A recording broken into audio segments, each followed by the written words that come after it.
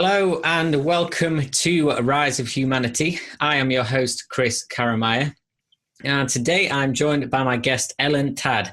Ellen is an internationally recognized clairvoyant counsellor and author of the fantastic new book, The Infinite View, a guidebook for life on Earth. Ellen has a wealth of expertise in her field, having worked with some 30,000 clients in private counselling sessions, and provides workshops and classes to help people cultivate greater awareness and deeper levels of perception for navigating the human experience. So, Ellen, it's wonderful to have you on the show today. Thank you so much for being here.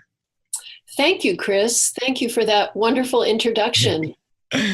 Yes, I've looked into your work and I've been going through your book, and it's such interesting work that you're contributing to the world. So it's great to be able to talk to you today. So if we just jump right in, could you begin? I mean, I've been reading through your book, which is a guidebook to life on Earth. Could you begin by giving us kind of your overview on what the human experience and life on Earth is about? And we come into this world, we have a lifetime, we leave again. What is the aim in your view?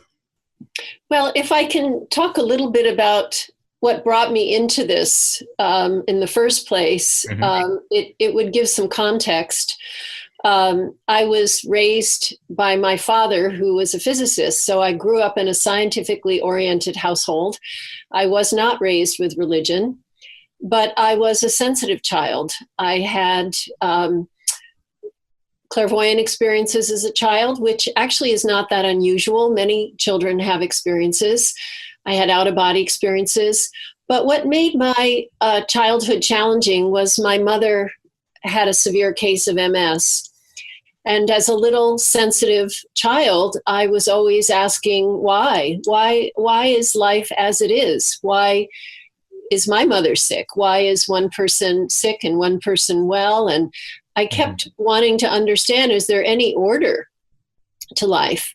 And I was aware that there was order in nature. And so I was searching and naturally philosophical. And it wasn't until I was 19 when my mother came back and talked to me after she died. She had been dead for 2 years. And, you know, I had no conception of whether life after death existed. All I knew was that I had a lot of questions and not a lot of answers. And so my mother actually came through a trance medium who was my brother's girlfriend at the time, and she knew nothing about my childhood. And I could see my mother superimposed over her.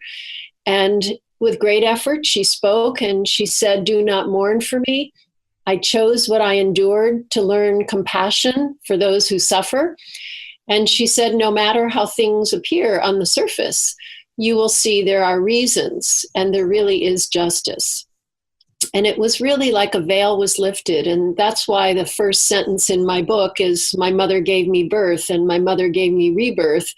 Because after that, I saw everything differently. I stopped fighting my natural clairvoyance and sensitivity. And I saw that everyone was spirit on earth temporarily, and that we all had reasons for being here. And then I had an intense 10-year period of being trained by magnificent teachers in the spiritual world who said, "We're going to teach you how to be a sensitive in an insensitive world." So they have given me tools and techniques and a philosophy of life, which has helped me personally and now many of my students. So I guess to answer that first question, I see that we're spirit and we're human, and that we're in a creative process called life. And we're all in an evolutionary process, learning how to actualize our spiritual nature.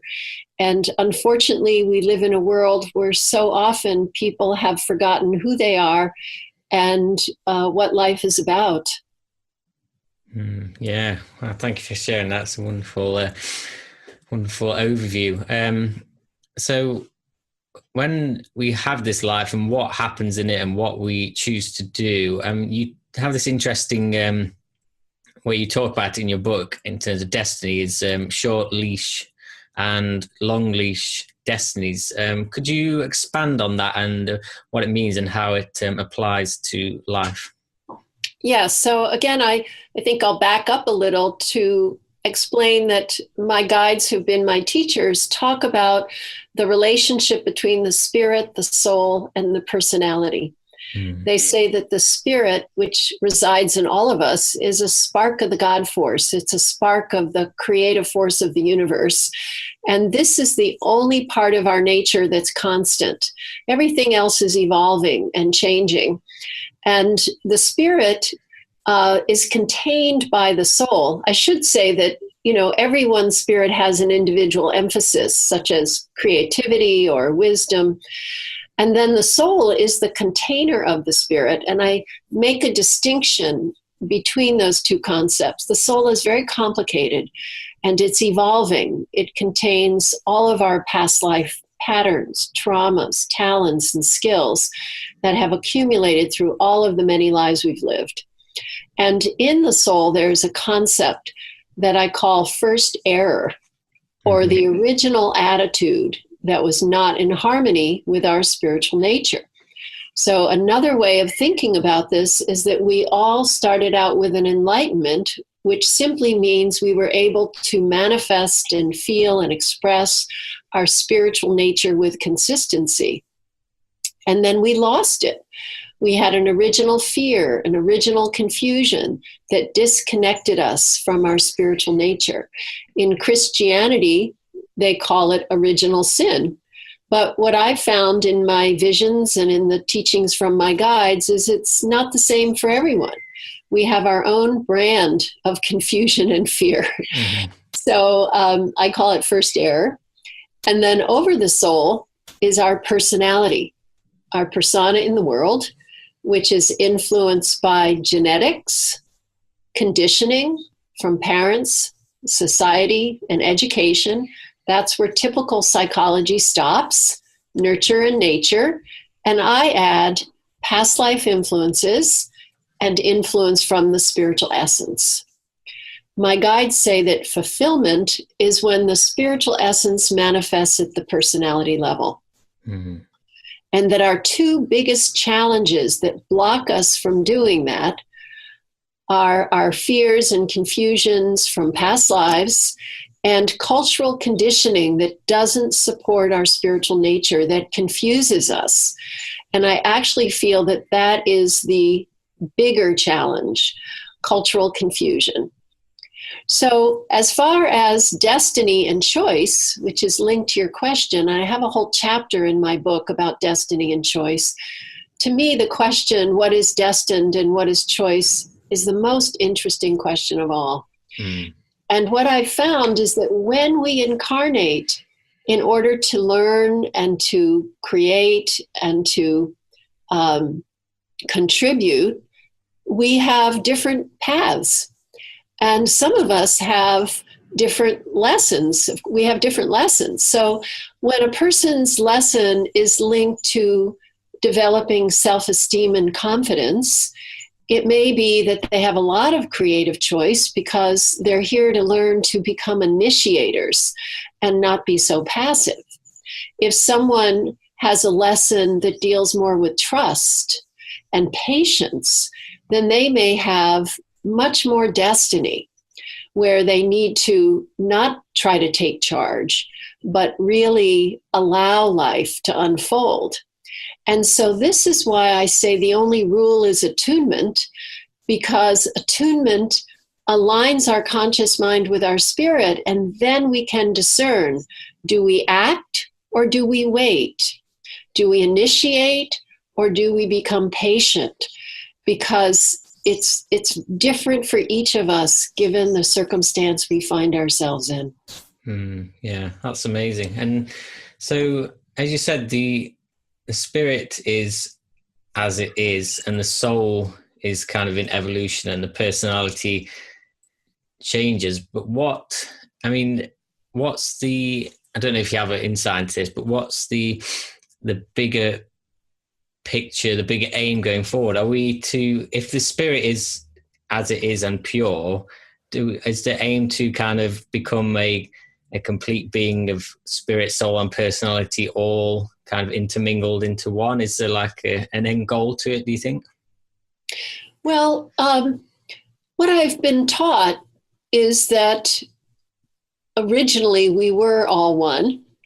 And I believe that science or physics and metaphysics have no contradiction. They're just an extension of each other. One is the nature of physical reality, and one is the nature of spiritual reality and how they intersect. So I do believe in the Big Bang Theory. And what I've been taught is that originally our spirit consciousness exploded into creative expression because we had a desire to create and to express. So the original purpose of life in its evolutionary form was a creative venture. Mm. But there are certain laws that govern our universe. And as people forgot their deeper nature, became disconnected from it, then people moved into imbalances, reactions, fears. So we stopped actualizing our being. It's kind of like an oak tree trying to be a daisy. Oh, I see. Yeah. And it doesn't go very well. Yeah. So now, rather than just being a creative venture, life on the earth has become more of a school. A school to regain our connection with a deeper understanding of life, to regain a deeper understanding of our own individual identities. And there's a tremendous amount of confusion. This is why I'm such a proponent of deep meditation as a way to regain this deeper understanding. And so, as you know, I once said to a guide, so are we all going back to oneness? And my guide said, it's so far into the future, don't even worry about it. Right. Just put your focus on actualizing your spiritual nature and helping others to do the same. Yeah, that's awesome. Yeah, I completely get that. It's totally makes total sense. It's very clear. Yeah. So in terms of incarnating then, and you talked about the first error there, and you also talk about this karmic snowball. So are we kind of continually incarnating into circumstances which will trigger these errors in our perception to kind of activate lessons so we can begin to learn and remember? Is that kind of how you see it working? Yes, I always say that we all get set up in our childhood to work on our lessons, so that our childhood circumstance, if it's challenging, is not usually the origin of the challenge, but it rather reinstates it. Okay. So we can work on the issues in our soul. Yeah. And so when we choose to, incarnate into the next lifetime, is that kind of, the way you've seen it and looked into it, is it chosen kind of out of an unconscious reaction to, I've got this, so kind of consumed by a soul wound, or are we continually, as we leave the earth and come back, are we continually making choices from a higher kind of spiritual perspective, or are people very much still consumed in the human experience?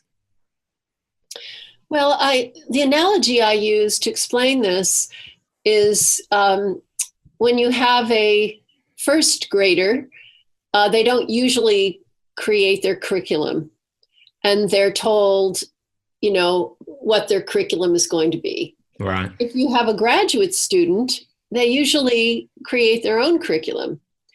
So depending on the awareness of the individual who's in the spiritual world, there is, a connection to how much the individual is a part of the decision-making process. So it can be that they're told, okay, there's your shoot. Have a nice life. Right. On the other hand, they can be very much a part of the process.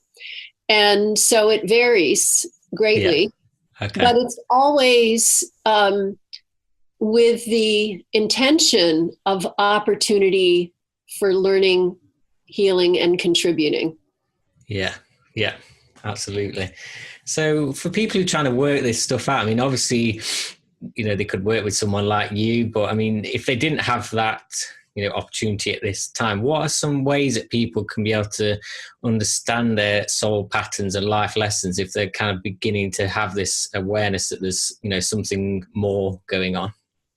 Well, it's one of my motivations in writing the book, The Infinite View, is a lot of the material in that book is linked to a course I've been teaching for 30 years. So people can access it through the book. But there are some fundamentals that are tools that I emphasize, such as, my particular approach to meditation. There are different ways to meditate.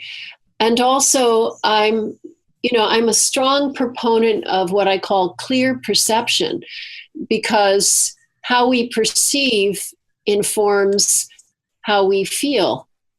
And too often people's perceptions are influenced by cultural conditioning. Mm-hmm. So this is why meditation, which is deep listening, and the activation of the third eye chakra in the middle of the forehead, which is deep looking, are ways to deepen one's perception to include a spiritual view. Right. Yeah. And so I think you talk about this in your book, in terms of you can get to a point where you can live simultaneously kind of in the human self and the spiritual self. And it's kind of an aim to be able to kind of to run those two parallel side by side while on Earth. Is that a possibility in your opinion? Yes, I call it living a multidimensional life. Okay. And personally, I feel that if I only had a human perspective, things would feel pretty upsetting to me. Yeah. Because our world is in a very difficult time. But when I add the spiritual component and I see the meaning beneath the challenges, that transforms it from negative to positive. As my guides say, that the way you transform adversity into positivity is through the process of learning.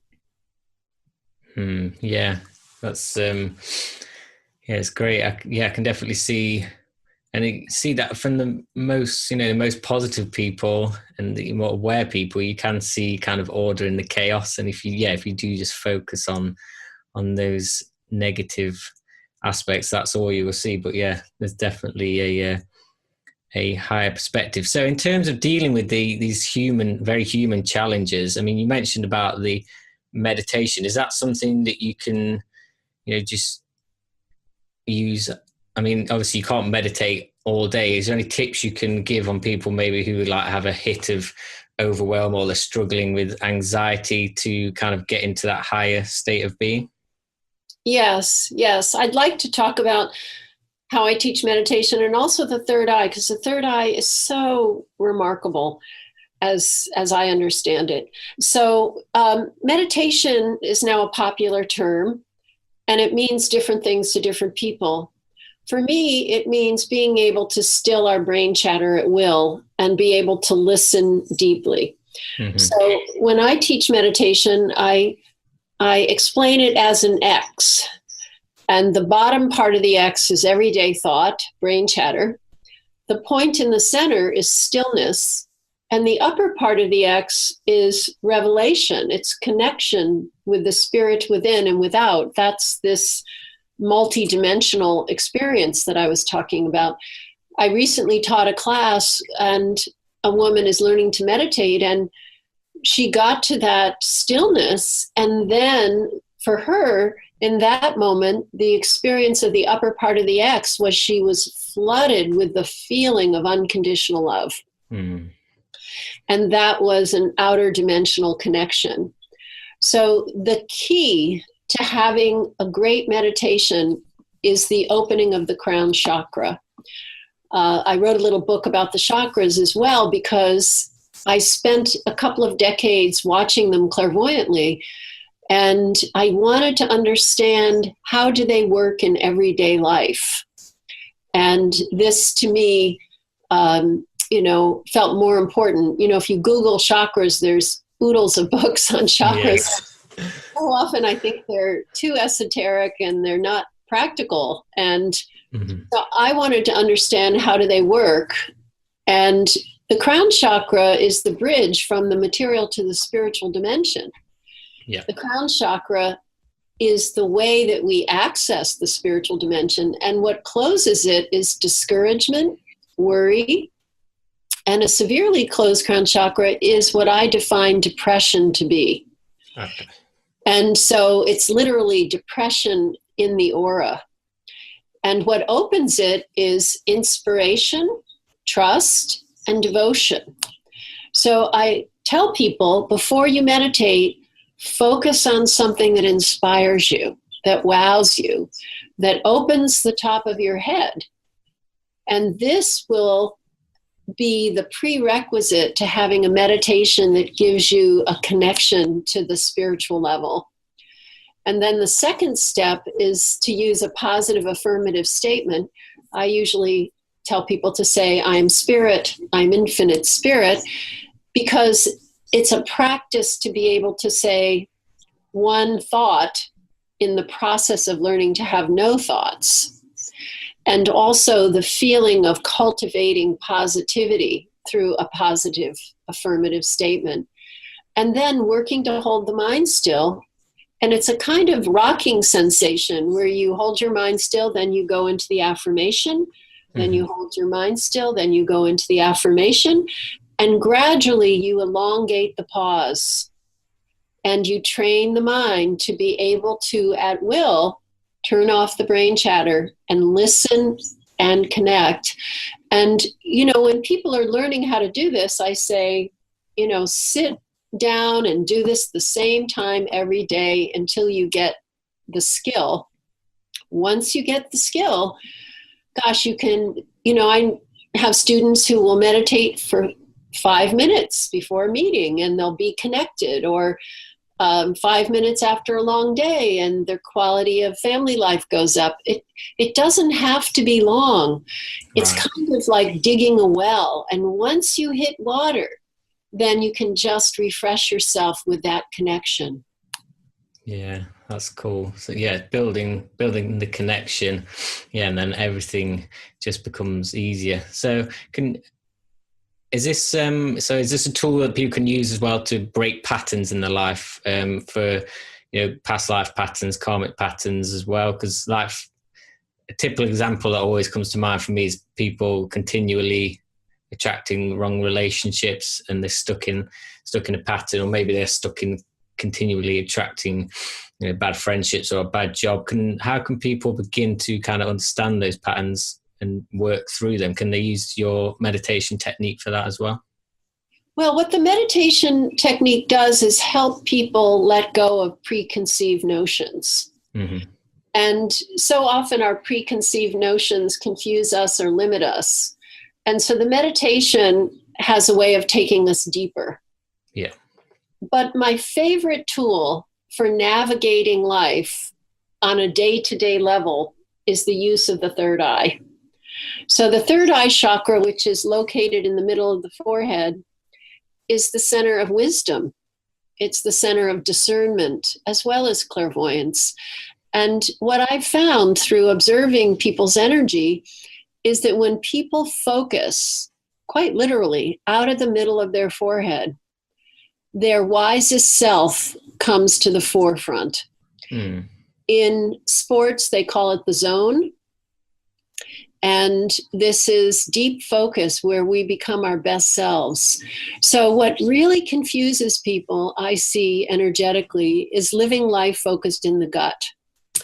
And whoever said follow your gut, I think really gave a wrong instruction, because the gut is not a bad center, but it's the center of emotion. And the third eye is the center of spiritual perception. And perception should inform our feelings. And if we live in the gut, it's like feeling our way through life. We're more vulnerable. And, not all of our feelings are trustworthy. Some of them come from fear and some of them come from clarity. And so as people learn to live life looking through their forehead, they don't repress their emotions, they transform them. So someone may go from anger to compassion, not because they're trying to, but just as soon as you shift your perception, you see things differently, which changes how you feel. So the third eye is like the miner's light that illuminates our path and helps us to make wise decisions. And it protects us from being blindsided because we're able to see more objectively. Yeah, that's cool. So, yeah, I mean, you can completely change your outlook in a single day just by kind of changing your belief of seeing objectively. Just for example, like a common one I think today is people feel like they never have enough time, and this illusion that they're constantly in a state of overwhelm and stress. And is this something that they could use for that, to maybe see life more objectively and understand that that's just their belief, and that they can go about life in a more coherent way? Yes. I remember once many years ago when I was feeling that way, my guide came to me and said, "You have from now until eternity." And it was an attitude change, which was, if you actually feel you have enough time, you stop rushing. And, a pattern of pushing and rushing is so fundamental to why people often are disconnected from their spirit. Because in that place of pushing, we don't have balance. And without balance, we can't attune to our spirit, because it's like, connecting to the radio and not quite having the channel dialed in. Yeah. So my guides say, don't push, don't hold back, but rather stay aligned. And the third eye helps with that alignment. And you see what happens in the solar plexus is that the solar plexus and the intellect are in cahoots. And people get this idea of what they're going to try to accomplish in a day. And from the third eye, they see it's unrealistic. You can't be balanced and do as much as you're trying to do. So there's a need to attune. I remember when I wrote my first book, which is called Death and Letting Go, to help people through their fear of death, I was meditating, and my guide said, go to Northampton, a local town, and be leisurely. And I ran into someone I hadn't seen in 5 years, and she bought her whole organization a book, which immediately put me on the bestseller list. And it didn't happen from working hard. It happened from listening. Yeah, that's so cool. And I suppose it is a transition that has to take place, because I think a lot of people would struggle. Like you said, it's a balance of not pushing but not holding back. I think a lot of people would immediately, if they stopped pushing, would panic that they were holding back too much. And I suppose, is it kind of a conditioning, and it's, just be patient and accept that it's going to take time before you really find a flow. And I suppose especially meditating is really going to help you get into that place quicker every single day. Well, I think the other important point is, the question is, what's really most important? And so what I've learned from my guides is the most important thing is actualizing my spiritual nature. That's what I've come to learn.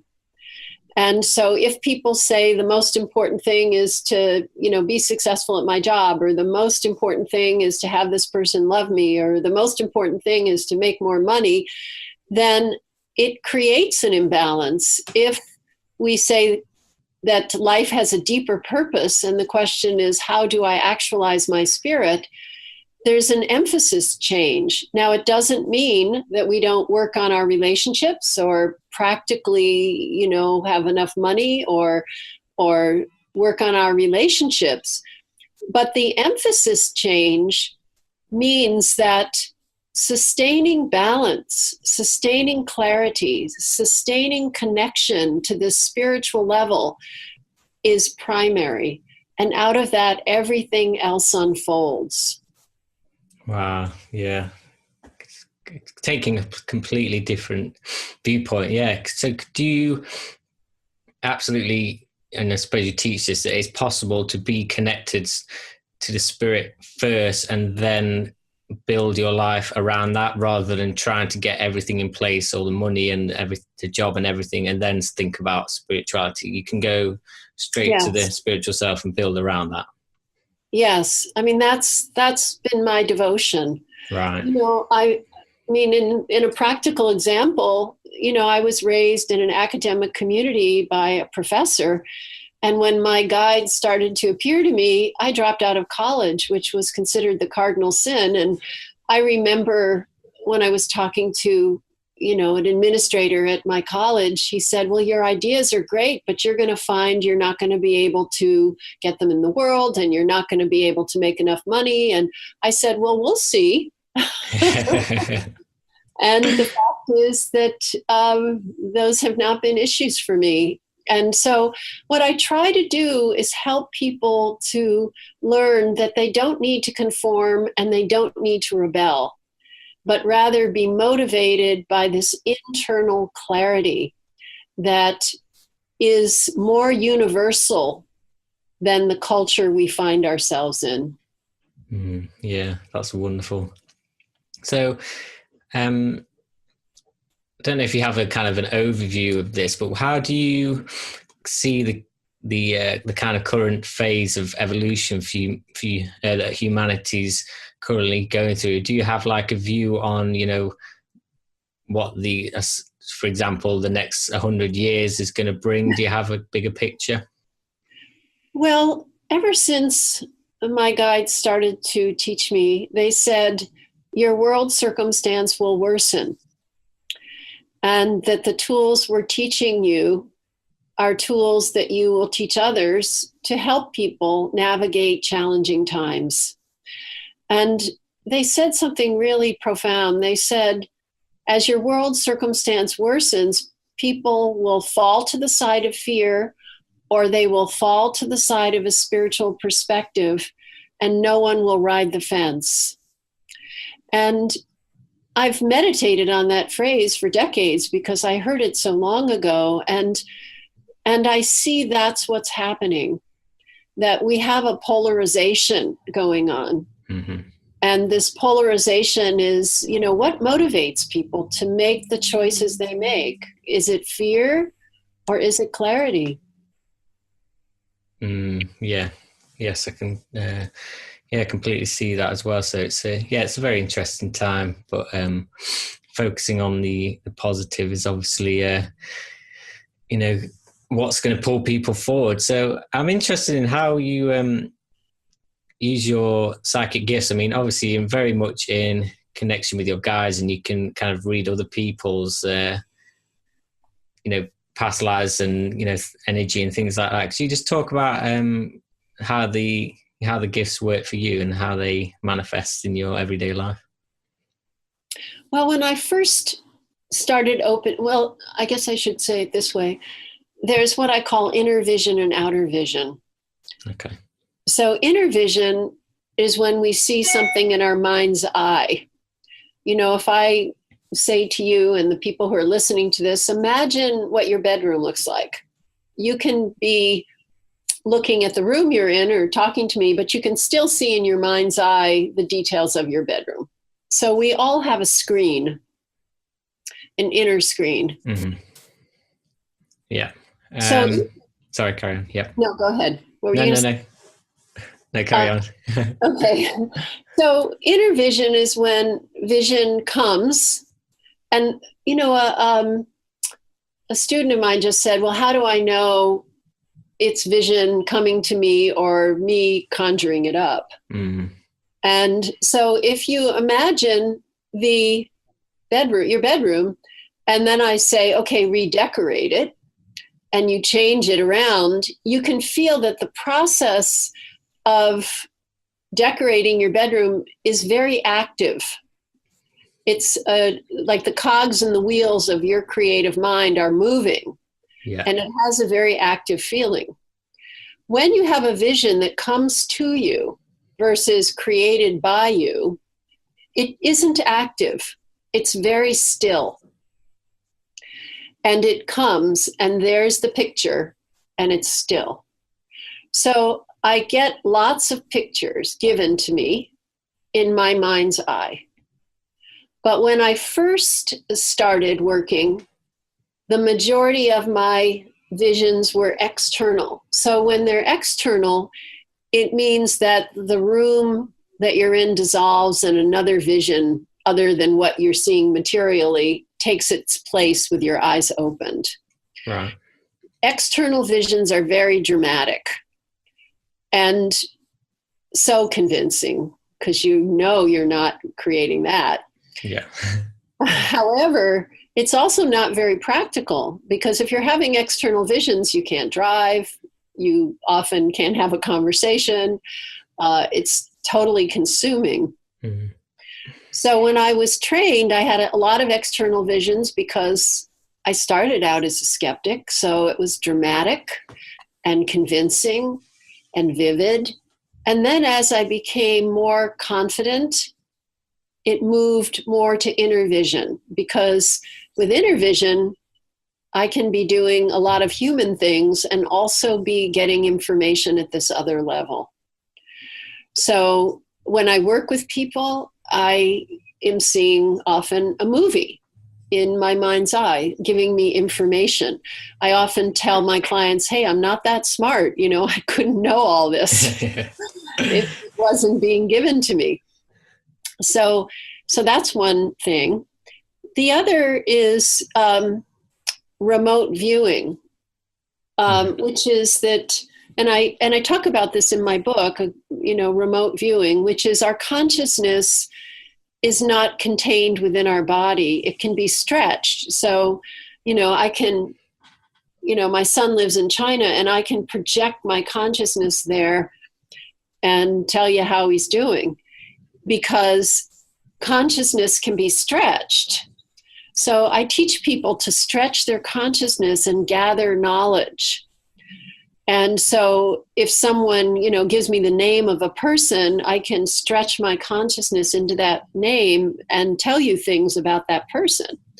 So, that's a skill I actually use every day. And I think people all have this skill and they all use it, but they're not always conscious of the fact that they are. If you are in a room and someone walks in the door and you look at that person, people will perceive that person in a variety of different levels, depending on what you're projecting into. Mm-hmm. And my guides say what you focus on is what you see. So, I can project into the cashmere sweater and feel how soft it is, or I can project in the liver and see if it's congested, or I can project in the soul and see the past lives. So the process of learning to project consciousness is a profound and actually very simple tool once people get over the fact that they can't and really realize that they can, that spirit is that mutable. Yeah, and I imagine and I don't know if you still do the private counselling sessions, but I imagine that's such a powerful tool to give, people a completely new level of insight into their life lessons that they wouldn't otherwise be able to get to so quickly. Well, I have a chapter in my book on the relationship between fear and desire. And so if people go in and meditate and say, what is my deepest fear? They hone in on their first error. And when people go into meditation and ask, what is my deepest desire? They hone in on their spiritual nature. Yeah, that's a that's a very cool way of doing it. And again, just helping you tap into that spiritual self and your soul patterns and understanding what you're here to learn. So do you, obviously you mentioned about your classes and your workshops. Could you just talk about kind of overview of some of the tools that people could expect to learn in those, and what they can expect from attending one? Well, I'm in a transition. At this point, I just have courses in Boston where I live. Yeah. So I'm not really offering it to a wide audience other than through my books. But, all the things I've been talking about, I teach. My form of meditation, my understanding of how the chakras function and what people can do to keep them healthy, not so much, color or sound, but really our thoughts, the way we focus, how do they function in everyday life. I taught a class yesterday where I was teaching people to learn how to project their consciousness and read lots of things. I once taught a course called You Can Read Anything. And so I tend to stay away from the word psychic because I'm not emphasizing prediction. I'm emphasizing perception and expanding it, and also understanding who we are and actualizing our potential.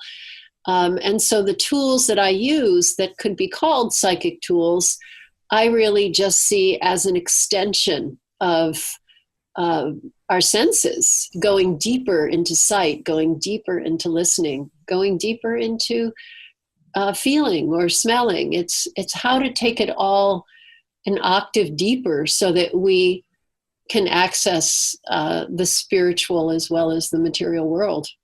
Yeah, cool. And so with the people that you work with and that you teach, I mean, do you generally just attract people who are kind of ready for this experience? And is that the most important thing, just to be, have the belief that you can unlock these abilities and that you have them within you there? They just need to be released, really.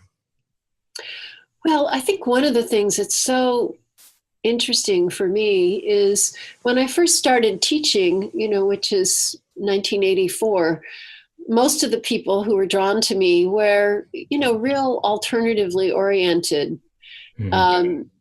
And now in my classes, I have doctors and lawyers and politicians and musicians and people of all walks of life. Wow. Because, there's this desire to make meaning and to understand oneself. And, this is the beauty of the challenges of our world, is it's forcing people to search and to ask deeper questions. Yeah, that's great. And it's great that you working with such a wide variety of people. That's very cool.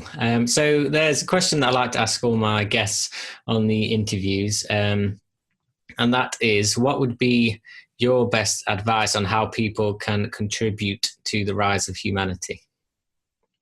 It's a wonderful question.